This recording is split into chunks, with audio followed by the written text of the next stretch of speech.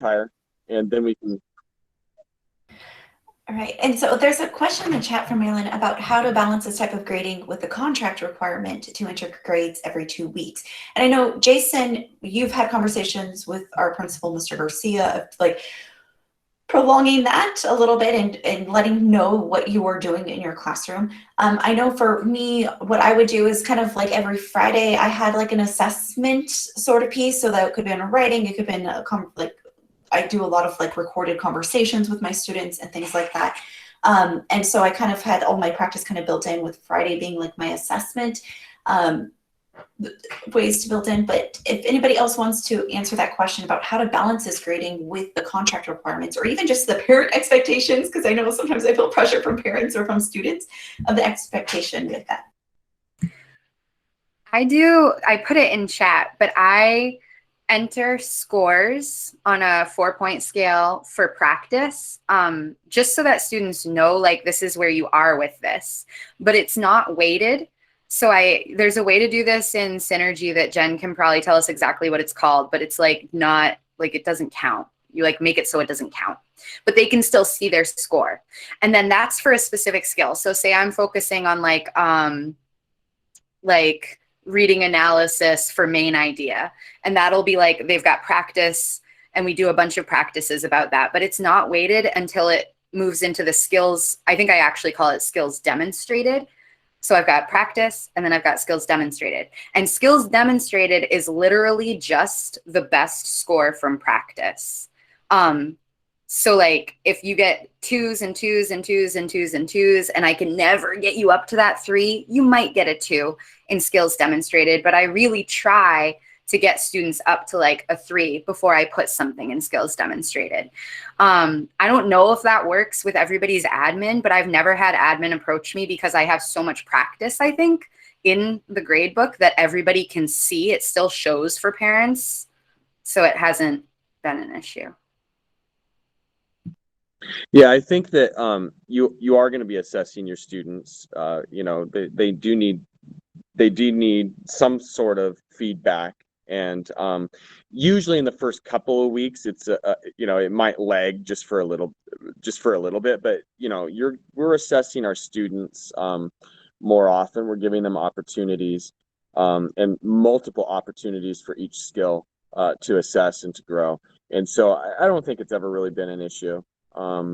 And yeah, you just let your admin know what you're doing, and I don't think it ends up ever being a problem. I'm going to roll us into the next question, and I want to do a little preface for this. It was so awkward, but at the beginning of this book club, I was like, hey, Amber, I think I set up my grade book good or bad. Can I see, you want to see mine? I'll show you yours. Or can I see yours? I'll show you mine. And I did that with a lot of people this year, because I'm like, I think I like what I'm doing, or I don't think I like what I'm doing, or does this map even work? And there was a lot of like, I'll show you mine if you show me yours. And here's the crazy thing. Although this group of people have been polishing their thinking on these ideas, we all had radically different gradebook setups. And it was a little experiment. It was a little bit of experimental in different directions.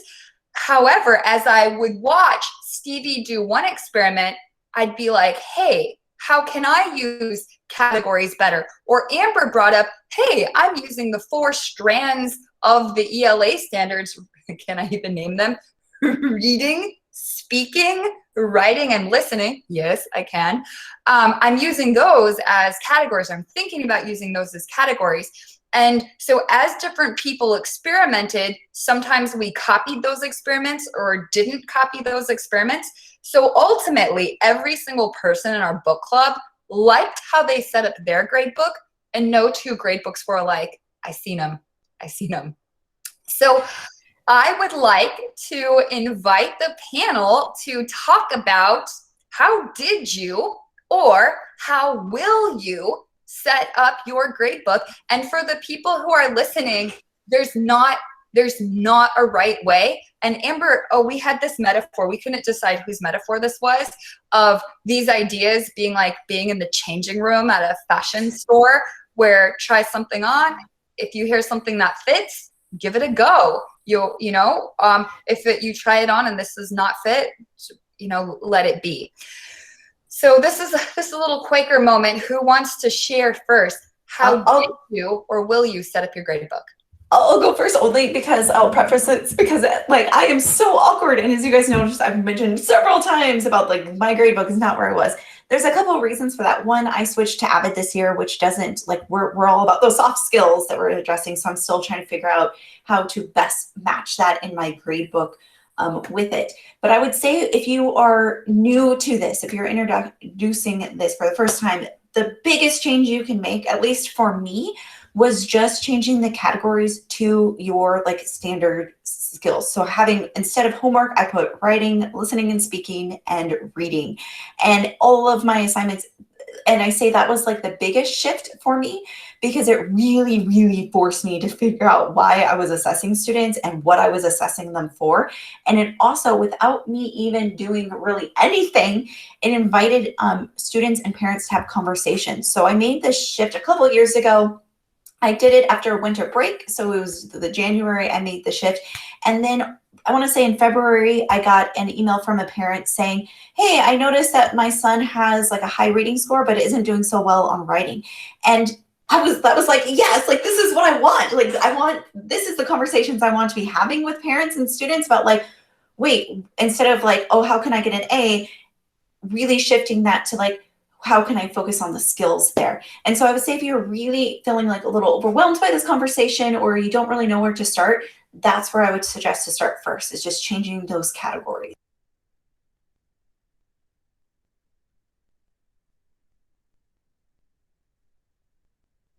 I'm going to jump in. At the beginning, thought my gradebook was a hot mess. At the end, I was ready to print it out and frame it. I was so proud of it. And halfway through the year, Nick Tolfa, not new, but a second-year teacher, he was like, you can put the standard on the assignment, Jen. And I'm like, no, I don't want to put the standard. It just seemed scary. So what Nick Tolfa showed me how to do was I was teaching ELA. For each assignment, this is not even if you're set up standards-based. This is just something our gradebook has the power to do. If you have, and it worked especially well for English. For each assignment, you could go into advanced settings, click standard. There's a drop-down menu of standards, and you can select one or multiple standards to link to the assignment. And here's the thing. Did the kids know? Did it matter? Not at all. What it did for me was it provided mindfulness and awareness.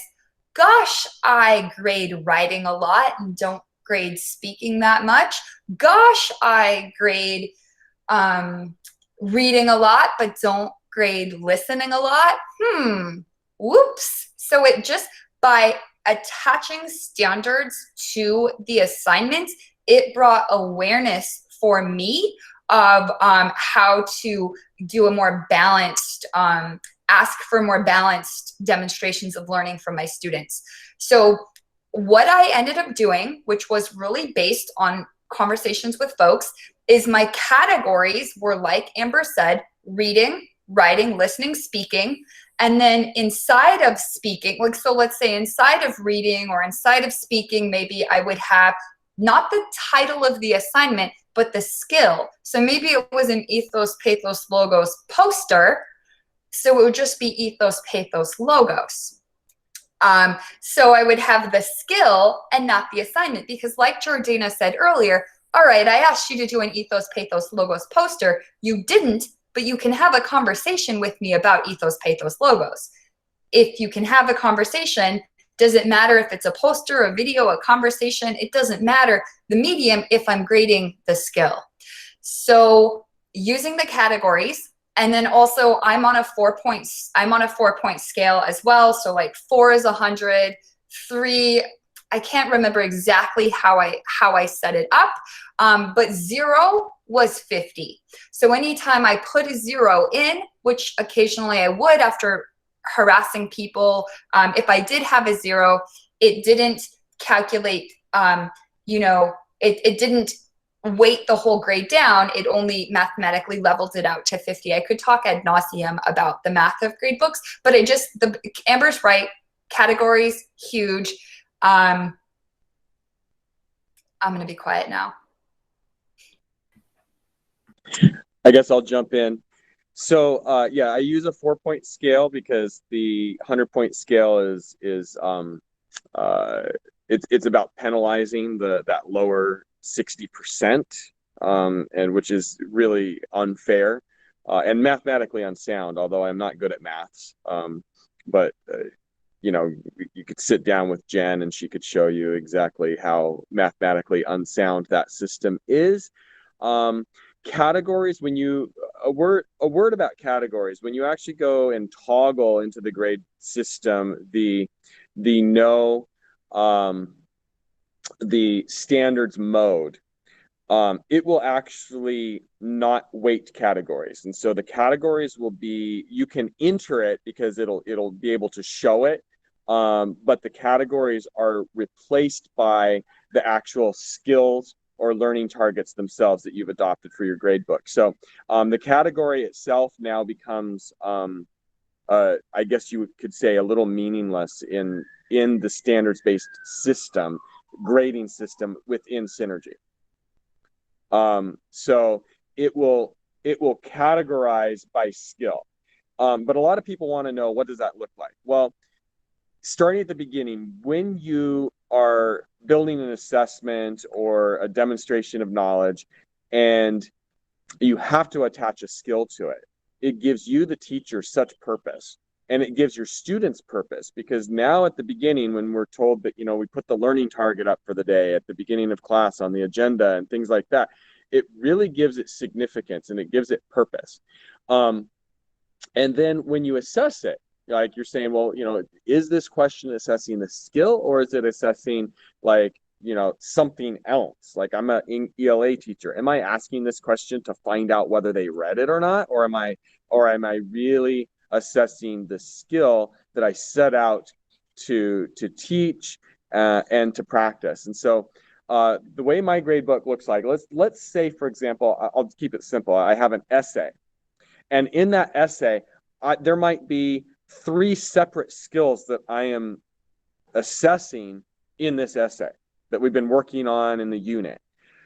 Then I will actually enter 3 separate scores under 3 separate skills or standards in the gradebook. It'll be entered in 3 different distinct places under that skill in that assessment. So you could assess as many skills as you want on a particular assessment. You could have an assessment that assesses only 1 skill. But each entry, I give a name for the name, a typical name that we might give an assessment. I give it a name so we know which assessment it was, but it's really just going in the category of skill, and there are no categories anymore.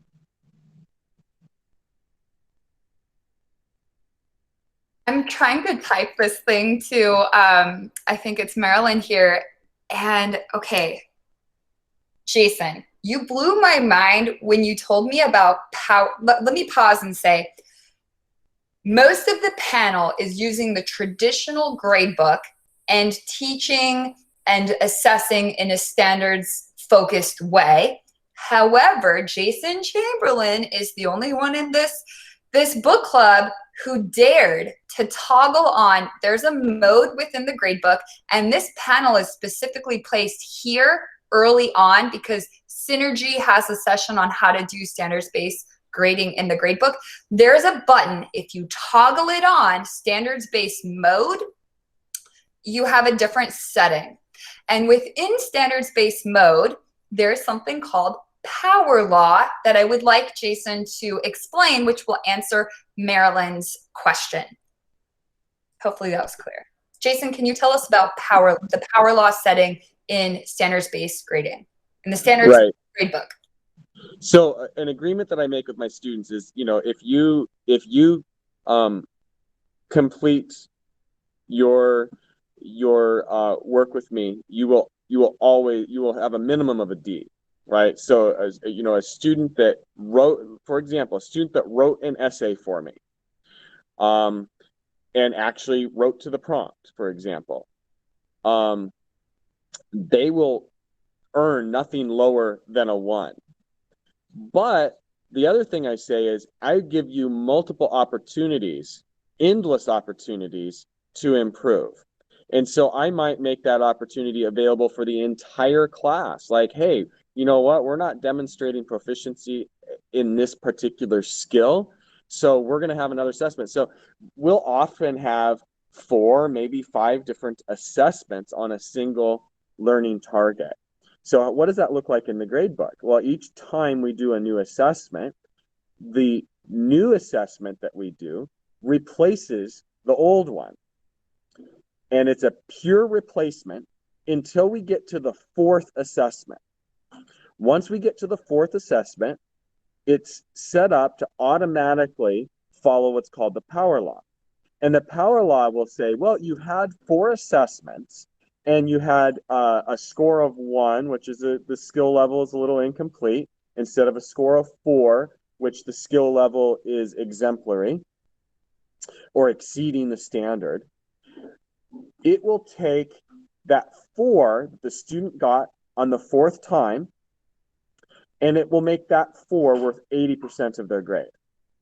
And the first 3 assessments where the student scored a 1, which was like, yeah, the skill is emerging. It's not there yet. It's a little incomplete. It will account those for 20% of the grade. Now you can replace that. You can turn power law off and say, no, I only want the final assessment to be valued at 100%.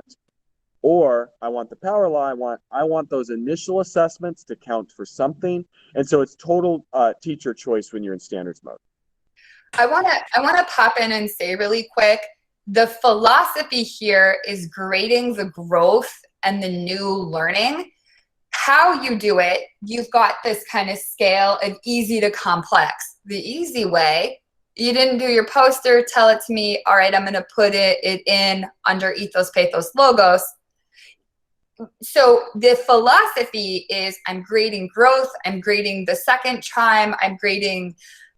That is the philosophy. That's the key piece. How you do it, whether you turn on standards-based mode and learn power law and have the computer do this math where 80% is coming from most recent, or whether you've got a simplified system, it doesn't matter. And in the book club, you've got people at all the different steps. People like, oh, I want to toggle that on. I want to see, show me power law. And hey, what's the most simple, easiest way to do this if I'm not, there's more than one way to do the same thing. Yeah, and so Marilyn, to go with your question about will the gradebook track multiple grades for one skill and assess an assignment, depending on how you set it up? Yes, it will. There's multiple ways that you can set it up to actually do that. To honor time, because I know we're going into our break time a little bit, let's go ahead and just do a quick whip around of our next question about how the gradebook is evolving, and then we can take a quick break. Does that sound good to everybody? And then do our wrap up and play sandbox time. So the next question is, how is our gradebook evolving, and what grading practices do you want to update for next year? And I'm going to start off with this question. I struggled a lot this year because I'm teaching AVID. I don't have standards in the gradebook that are automatically set that I can tie things to the standards. So I can't do all the power law stuff and all of the standards-based grading stuff. But one thing that I'm still thinking exactly how I'm going to do this. But for me, I really look at the Wicker skills. That's the AVID standards. And those are still going to be my categories. But I'm going to start like the first week of school, have students break down those skill sets. So give them, here are the categories that we'll be looking at. How do you want to be assessed with that? What are you struggling with on that? How do you want to improve your writing? How do you want to improve your reading? And kind of let them have some voice of what we do in the class and how they want to demonstrate their learning or what they're struggling with. So really getting the students involved with that to help shape the gradebook. I am trying to copy everything Amber does because I think she's a genius, but also So I want to try to do that too. I don't know if I'll make it, but based on my own experiences this year, I'm trying to incorporate self-assessment in my grade book where I can. I think that something that's really important, and I don't know if we're gonna have time to talk about it today, is like rubrics and teaching rubrics so that students understand like where they need to improve within the way we're measuring it, like as a method of measurement. And so having students have a kind of say in that and a representation of that and have that reflected in their grade. Like, oh, you understood this and you made this adjustment on your own. And like, you can see that kind of growth. I have no idea how to do it. Like, even as I'm saying it, I'm like, that won't work, but I really want to do it.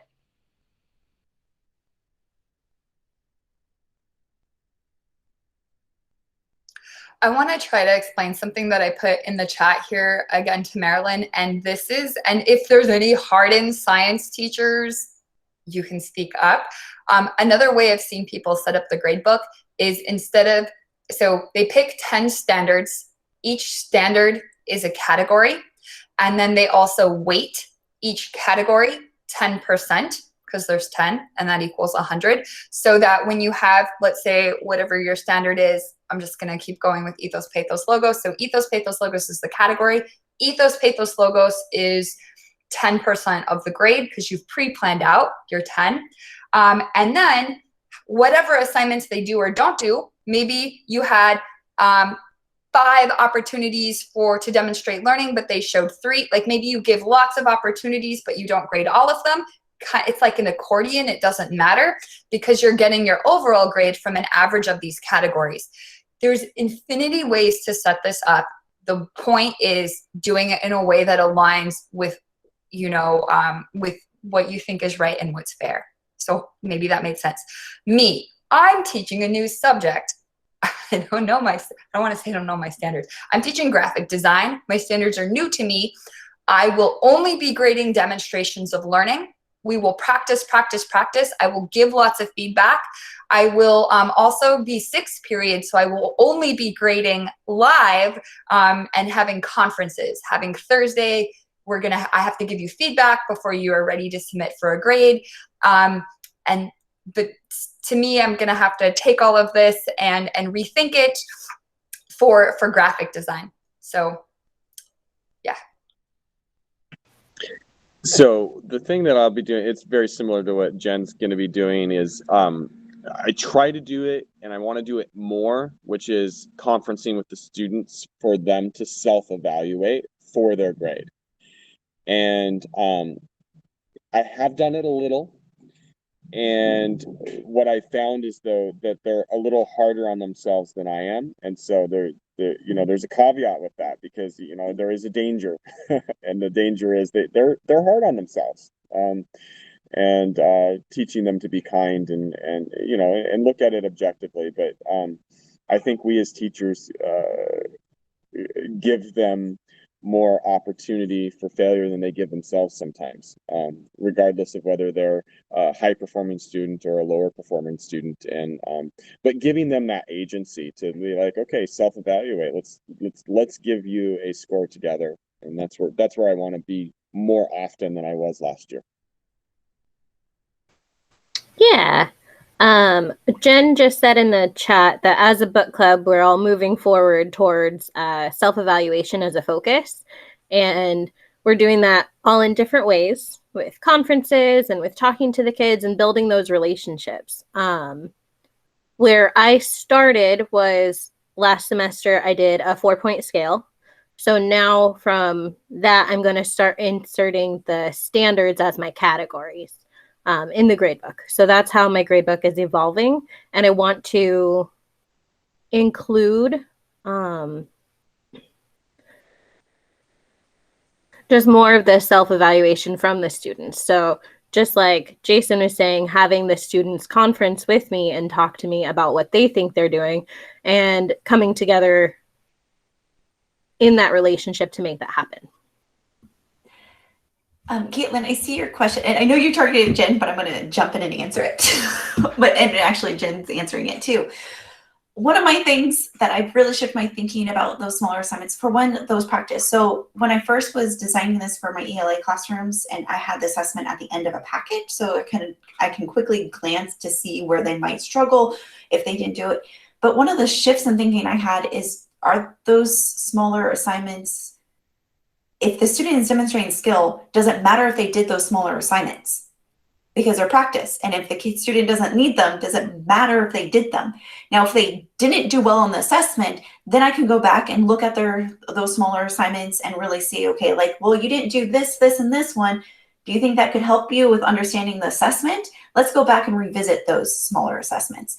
But if the kid is demonstrating the skill, at the end of the day, it doesn't matter if they're doing those, like, what's that purpose of that smaller assignment if they're already doing the skill? And I think that was a big shift in thinking that I had. And I have to kind of put this in my own thing. I'm in a conference this week that I'm not totally happy I have to attend this conference, because I've already done, like, I already feel like I've demonstrated those skills, and I'm having to like relearn it and redo these assignments.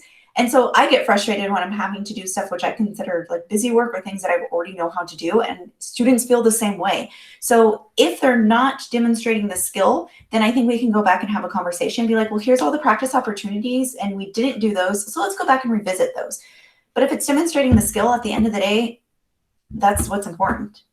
I want to jump in and say, I don't remember which book or which article or where this came from, but there was a study, and there was a study on teachers grading and how it affected student performance and motivation. And they looked at feedback plus grade, just grade, and which of those three things increased or decreased. I don't remember if it was motivation or performance. Maybe book club people can help me. And only just feedback without a grade. Because as soon as kids saw a grade, done. It meant done.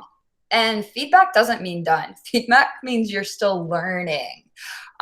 So what was my point with that? My point with that was that the feedback is more valuable than your points. So on practice, walking around like, good, great, let me see, oh, have you thought this and that? Whatever you're doing and saying, and your vibe and their feedback with their peer, have your group take a look, what do they see? That is more valuable.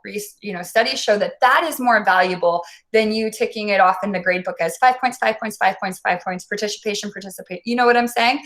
So embedding ways for them to evaluate themselves, their peer, and you to give feedback has higher value in learning than like giving points.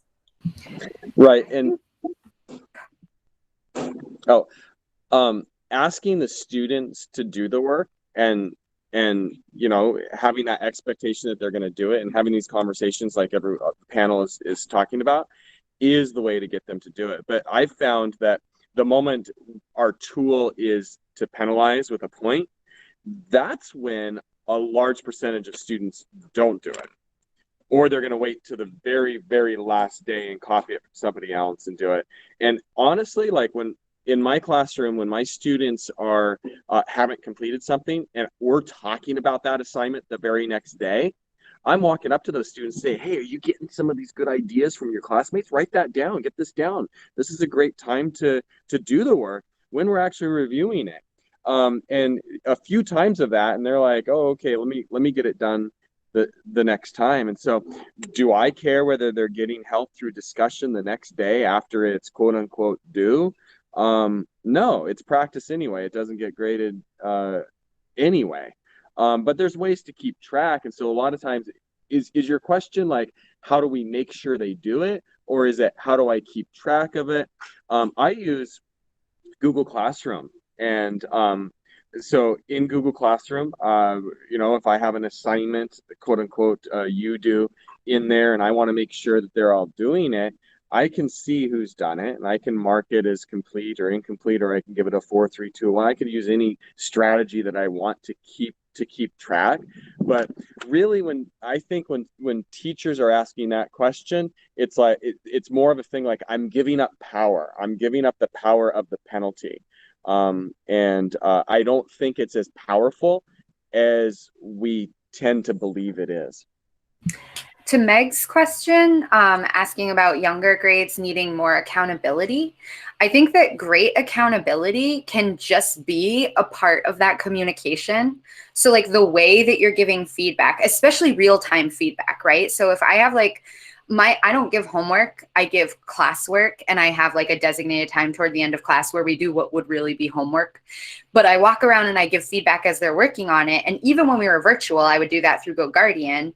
And what I would say isn't like, let me say what I would say. This is what I would say. I would say, you just need to do X, Y, Z, and then you're done. This is really, really good. You're doing great, but you didn't do this. If you do this, that would be like a 3. Right now, you're like a 2 if you turned that in. But if you do this one thing, you know what I mean? And so being really specific, but also saying like, you need to before done. You need to before done, I think increases accountability in a way, if that's helpful at all. I want to jump in and say, I want to blurt this out. What Stevie was talking about, I build in remediation and extension. So done is like, say done happens on Wednesday. There's still things that if you did finish on Wednesday, that on Thursday and Friday, you are doing these things. These are non-gradebook things. I don't even know if I tell you they're non-gradebook things. Maybe they're fun. Maybe they're just taking what we did and doing a more modern spin on it. So I'll build, okay, now that you're done, here's your extensions, so that I capture time to help remediate the kids who were not done at said deadline, and building that just into the routine of the lesson planning helps as well. Amber, I know you want us to take a break, and maybe. But I was just going to say, I'm going to make an executive decision of just like powering through because the questions are coming and they're great. If you guys are all okay with that, we'll just keep going until noon, and then we'll stay on if you guys want to practice with anything, ask us any questions, if that's okay with everybody. But the questions are great, and I don't want to interrupt the flow. But before we move on to question 9, I'm going to jump in and say, going back to Megan's question about motivation at grade levels, I really think at any age that there's 2 most important things, and that's your classroom environment and your motivation. And I'm going to jump in and say my rubber ducky story. So my son is 18 months. He just took swim lessons. And I mentioned earlier, like before we started talking about how I went to Phoenix and we spent a lot of time in the pool, and my son was doing awesome. He was like blowing bubbles in the pool. He was like practicing kind of swimming, like hadn't done swim lessons. And I was like, okay, I need to get this kid in swim lessons. So I enrolled him just this last couple weeks at the Monterey Sports Center. It didn't and my dad's pool, he was blowing all the bubbles. He was blowing bubbles all day long. In this pool, the 6 times we went to swim lessons, he did not blow a single bubble. He didn't even put his face in the water. And there was a reason for that. And he was totally distracted. He kept looking at the lifeguard. He wanted to see what the other swimmers were doing. He barely was doing any of the swim stuff that I saw him demonstrate in my dad's pool. And the biggest factor was the environment. The environment was totally different. And because the environment was different, he was not showcasing the skills, and he wasn't motivated to showcase those skills. He was so distracted by everything else that was going on. So the environment wasn't allowing him to demonstrate those skills that I knew he could do. The second thing is they had these little duckies, and I'm like, now rubber duckies are going to be like, ugh, to me, because the kids had to choose these little rubber duckies. My son could care less about those duckies. The instructor was so sweet and was like, here, take from these duckies, grab your ducky, pick your ducky out. He did not care about these stupid duckies. And a lot of the skills, you had to use the duckies. You had to throw it into the pool so he could swim to it, or he had to do his wall crawls. And he was not motivated to do those skills because he didn't care about the thing that we were using to assess there. And so I see this, I think any of these skills, it doesn't matter if we're talking about 1-year-old, or are we talking about 18-year-olds, or even more than that, because like I said, I'm in this conference this week, and I'm definitely not being a good student at this conference. But having, I think at any age, classroom environment and the motivation and the level of engagement that we're creating in our classrooms are so, so important with this. All right, I'm gonna take us to our next question. And I'm going to preface this by saying there's more than one way to demonstrate a skill, and that in the spirit of building a bridge between the student and content, how do we do that? And how do you use voice and choice to as part of your grading practice? So I love this question. Like, I'm all about student voice. Like, this is my why of teaching, is having student voices in the classroom. And so I think it's really important. I was just talking about the classroom environment, and you have to build in a classroom of student voice and student choice. And so I wouldn't say it's day one, maybe the first week of school, I have students create a playlist. So they put songs on a Padlet, and then I vet them, because we know with high schoolers, especially, my definition of what's school appropriate and their definition of what's school appropriate can be completely different. But I vet the songs, and then that's our playlist that I play at the beginning of class, or when, like, through classwork. And that's super important to me to help build that classroom environment of student voice, because from the beginning, they're like, what do they say matters in the class, and make changes in the classroom. And then I ask them a lot during the class of, like, what's working for you, what's not working for you, what assignments, like, did you like, which one didn't you like, how can you show me these assessments? And then I talk about it in class. I explicitly make those changes. And I was really explicit on this year because of distance learning, and I wanted to make them, like, build this classroom culture in a really weird environment. And I think one of the biggest differences that I made from this past year to other years is that I was very explicit in it. So when I did, like, quarter surveys and, like, had them talk about assignments, if they weren't really feeling the tutorials we were doing every week, or, however, I would talk about, like, okay, we're going to make this change. Like, based on your feedback, I saw that we really weren't feeling these that much. So let's make these tweaks and changes and see if we feel better about this. Or giving them a choice in how they do their assignments. So earlier in the chat, somebody had mentioned about how do we balance district curriculum. I think it was Marilyn who mentioned, like, balancing district curriculum and, like, those assessments. And so really looking at what's in my control in my classroom. And because bottom line, even from, like, the district level, everything boils down to what skills students are learning. And so at the end of the unit, when I taught ELA 10, for unit 5, I saw that, like, I wasn't really into the unit. It seemed a little dated for me. And, like, I could tell, like, I don't know, if I wasn't into it, I knew my students were going to be into it. So I really looked at the skills that unit 5 was addressing. And I created this project where students could have a choice in what they were learning. So they could choose to look at documentaries, or they could use podcasts, or they could look at essays. They had a choice in how they were learning something, and then they had a choice of how they were presenting their knowledge. So there was, like, lots of different little tangents and choices. And I will have to say, the projects that I got out of that, even just the essays that students, if they just wanted to write an essay, were so good. If I assigned a class essay of, like, everybody doing the same essay, like, most of them were like, okay, we had a lot of improvement on most of the essays. The essays that I got when I gave students choice and how they were demonstrating knowledge and what they were learning, they were so good. Even the ones that I assigned in May of 2020, when students didn't have to show up in class, the writing was way more phenomenal. So I think it's really important. Engagement is super important when we're talking about proficiency, and when we're talking about kind of having students demonstrate those skills, because if we're not allowing students a voice and student choice and what they're learning, they're not going to show the skills, because it's not going to matter to them.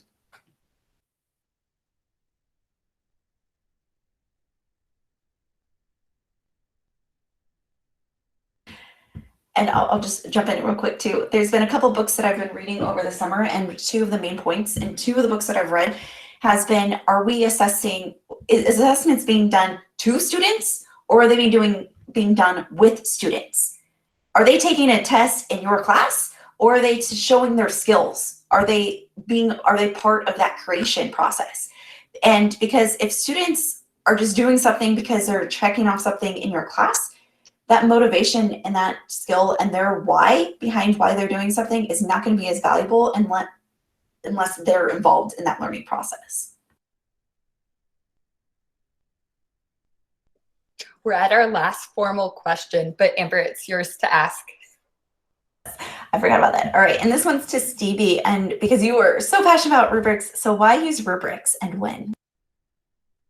So I think that what you were saying about student motivation and student choice and voice to me is a great segue into rubrics, although that might not sound like the perfect segue into rubrics.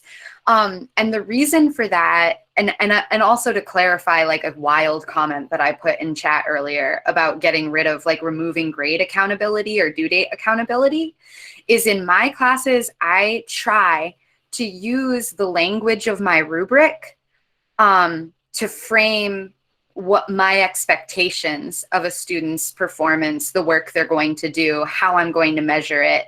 I use that language for that. So like rethinking how many times in your class you say out loud, this is going to go in the grade book.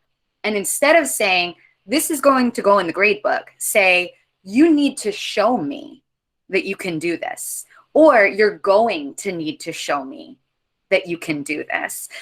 And so I think most of us, regardless of what subject we teach, we use a method of backward planning. Whether you're doing district curriculum or you're like winging it, whatever you're doing, you like you tell the students what the big assessment or the big measurement is going to be at the end. So that each day your learning target says, we're working toward this, right? We're on our like little steps or ladder or whatever you're going to show it as. So I teach rubrics in my class. I teach students how they work. I use like superhero examples and stuff to measure things so that they really understand a rubric.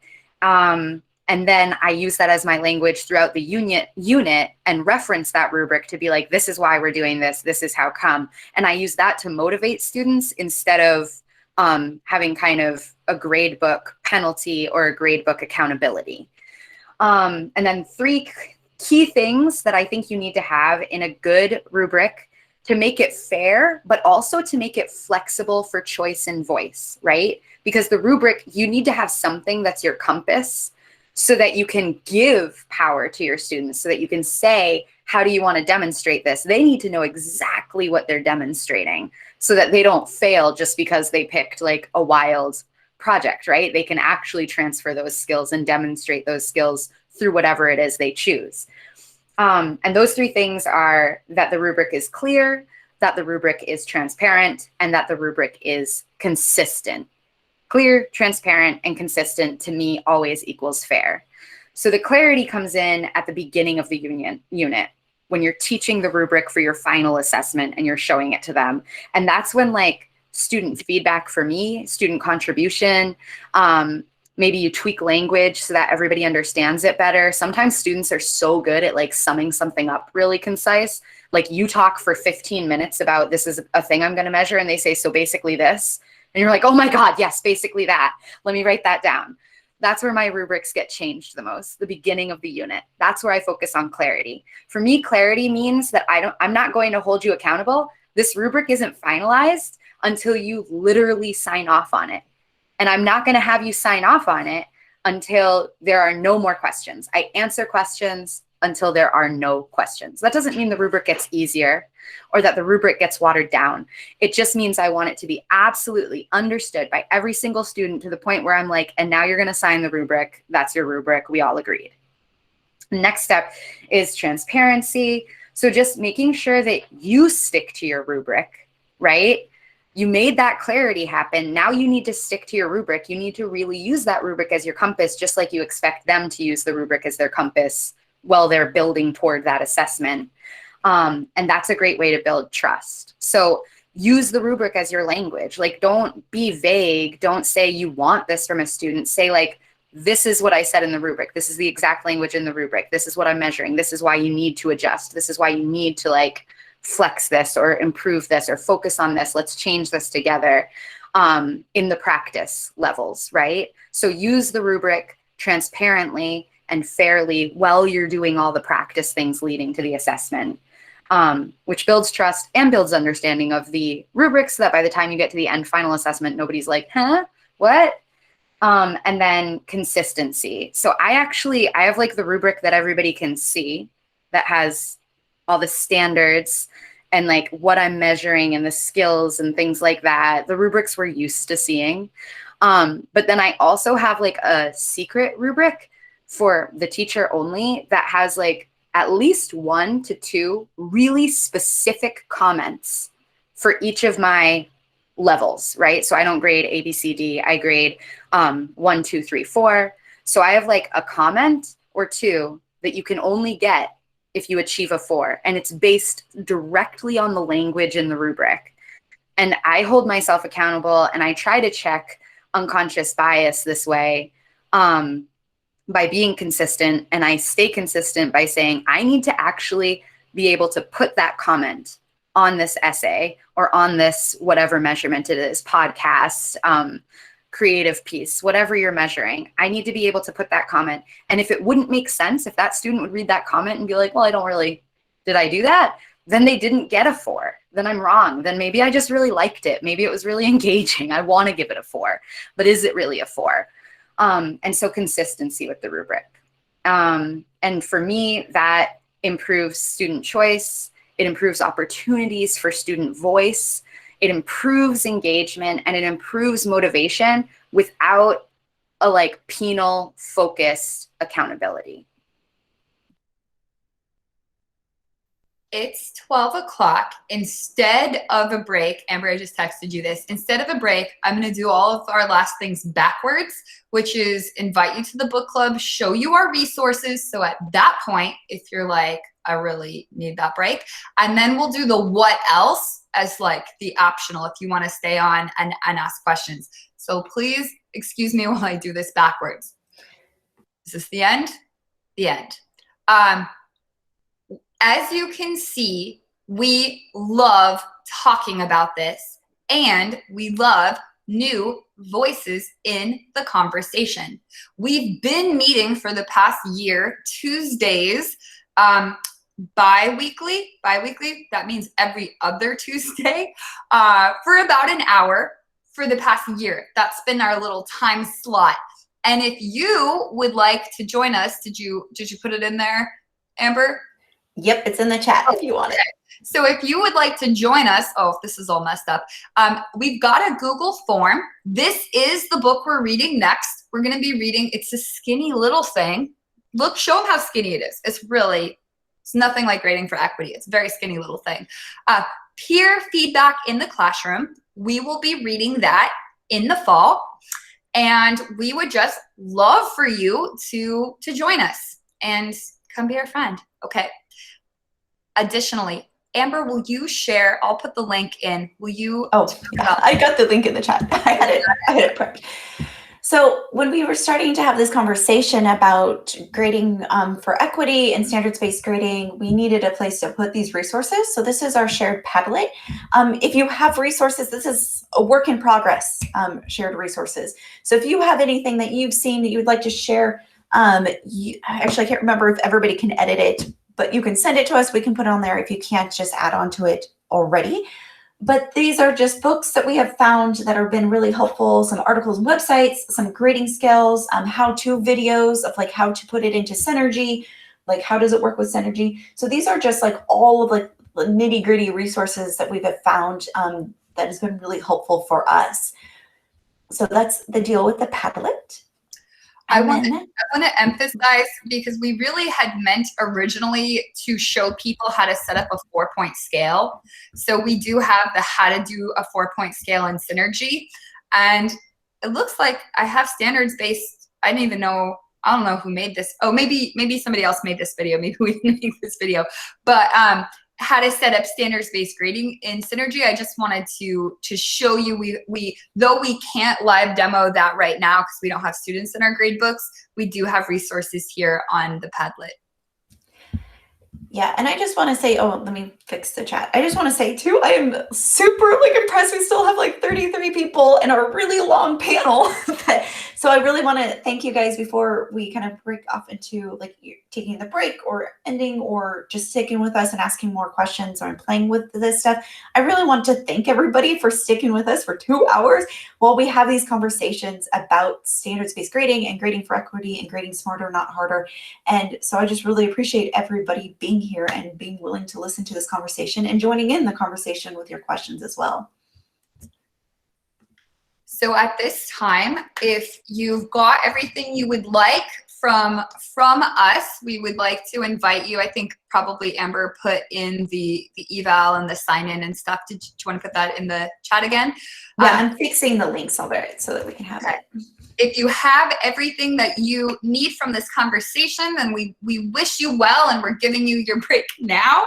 If you have questions, we can stay on for the next 10-15 minutes and discuss what else.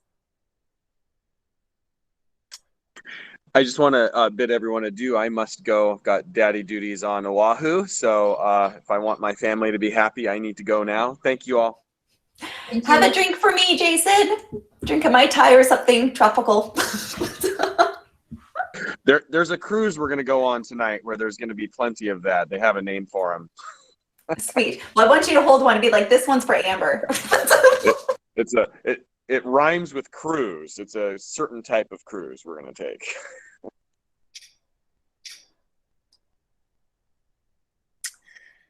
All right. So any questions, or we can do a whip around with the panelists, final thoughts, wrap up, anything else you'd like to voice, Quaker style. Yeah, I wonder if, because there's only like so many of us left, if we would invite people to unmute if they have questions. Do you want to do that? Like, people could actually talk. Yeah, talk to us. Talk if you'd like to talk. I just wanted to say thank you guys. I know my dishwasher is going in the background, but I really did appreciate the conversation about grading. I've been really thinking as a ELA teacher about different ways to assess student learning.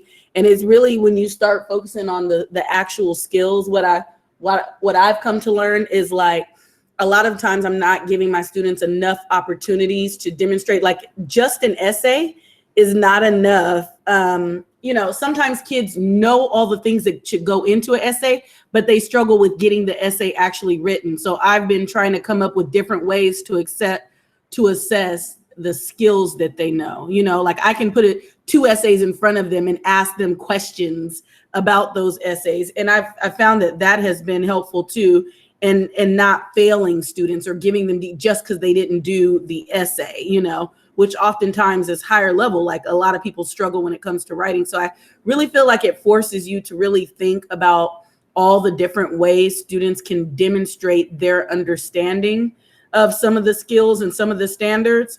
And it feels like, I've been teaching for 12 years. It's an endless journey of thinking about the different methods that you can use to assess students, and that the more you have buy-in from your collaborative team, the easier the work becomes. Yeah, one of my heartbreaking teacher moments was if we're talking about getting students ready for college and career skills, if we're only like doing essays, I'm an English teacher, we got to do our essays. But if we're only doing that, are we missing out on some other like job and career and college skills that students are going to need later in life? And one of the heartbreaking moments is I didn't find out until this kid was a senior and graduating that he wanted to be a filmmaker. And I was like, man, how could I have built that in my classes to really help him? So that was a big aha moment for me. I also want to come out and say that we've all been like flowers in our hair, Hawaiian vibes, but this is a sticky, can be ugly, cause fights topic. And it's been really empowering to have support throughout the district and find folks who had similar values and ways of thinking, and help reinforce and build and polish out our personal ones. Because this is a subject that I've gotten some gnarly debates with over the years. So it was just such a joy to collaborate so positively on this subject.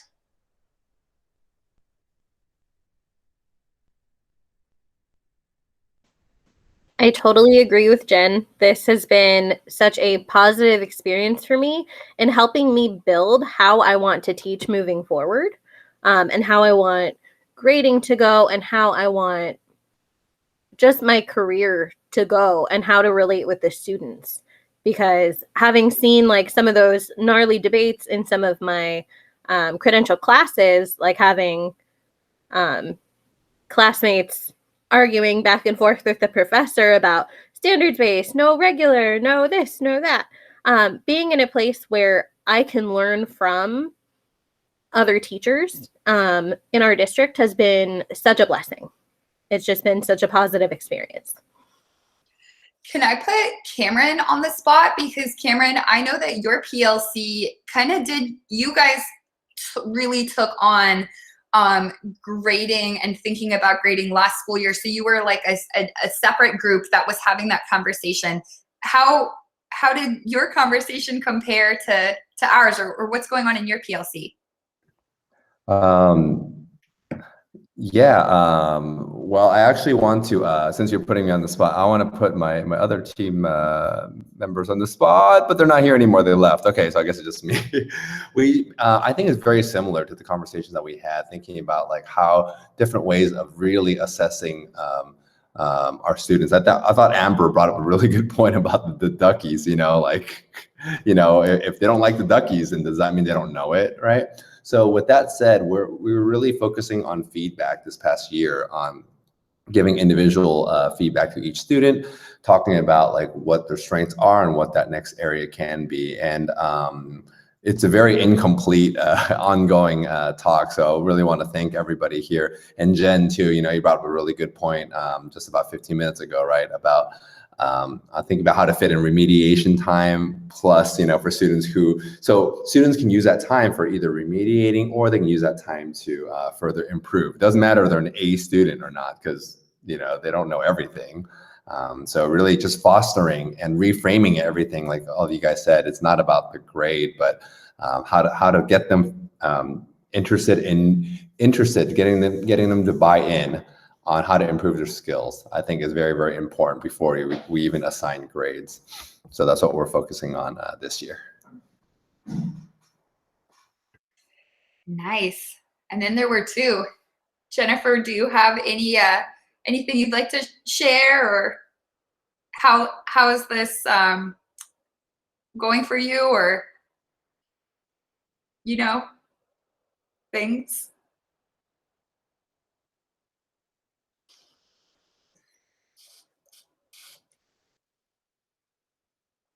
That was just the worst question I ever asked. I was gonna say, maybe it's time for us to start our aloha spirit. I don't even know what to say. I have to go back to the conference soon.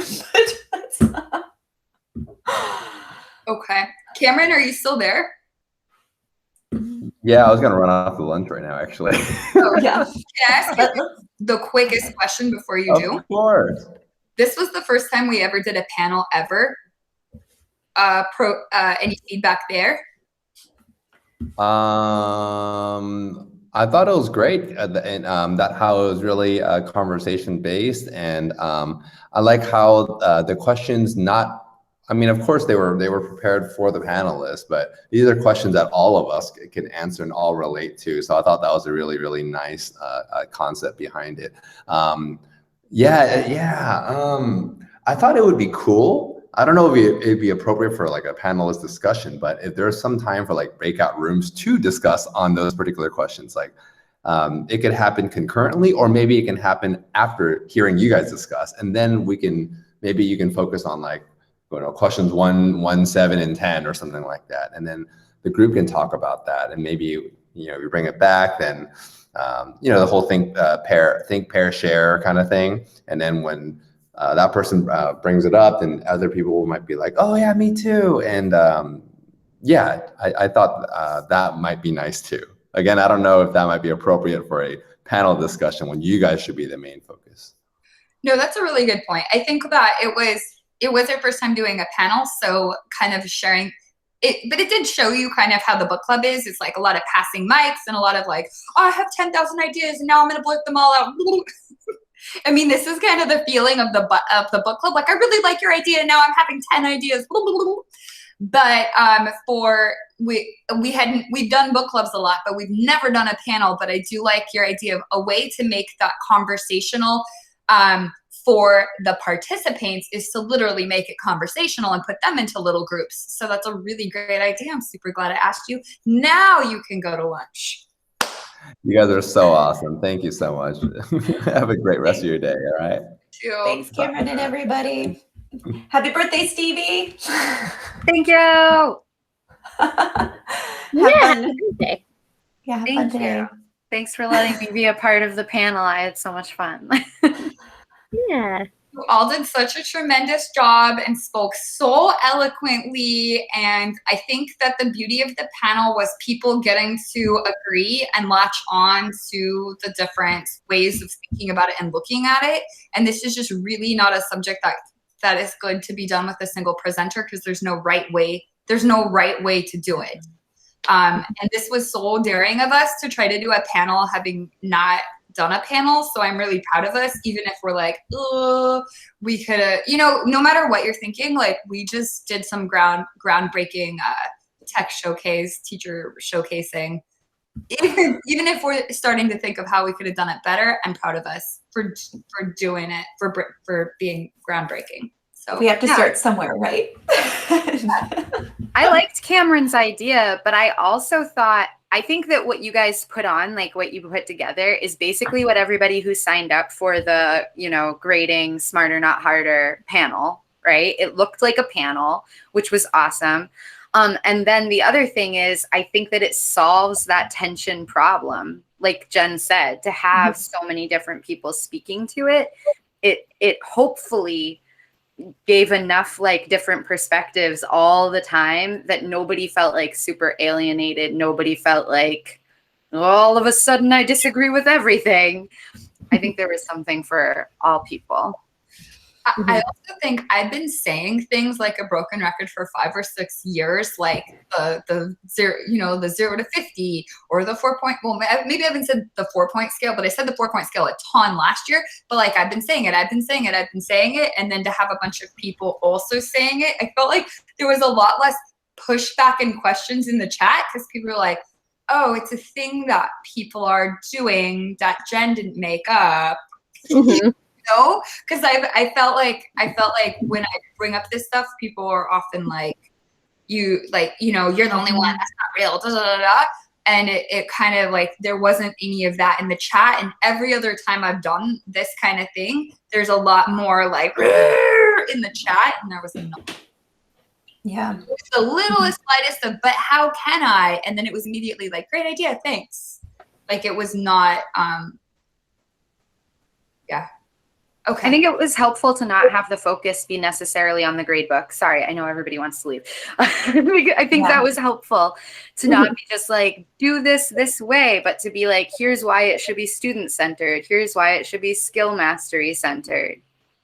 I love it. Yeah, it was very student-centered, which is what, like, I think that, like, Jen, I felt like last year when we presented, it was like good, but I felt like it got weighed down by the grade book conversation and like the points conversation, and we lost sight of for a little bit, we lost sight of like why it matters, like that student-centered focus, and that because we weren't showing the nitty-gritty, I guess, of like exactly how our grade books looks or whatever. I don't know, it was a conversation. But looks like we got 3. We got a lot more last time. Is the book provided? Yes, we got 3. We got 3 yeses. Sweet. Cool. All right.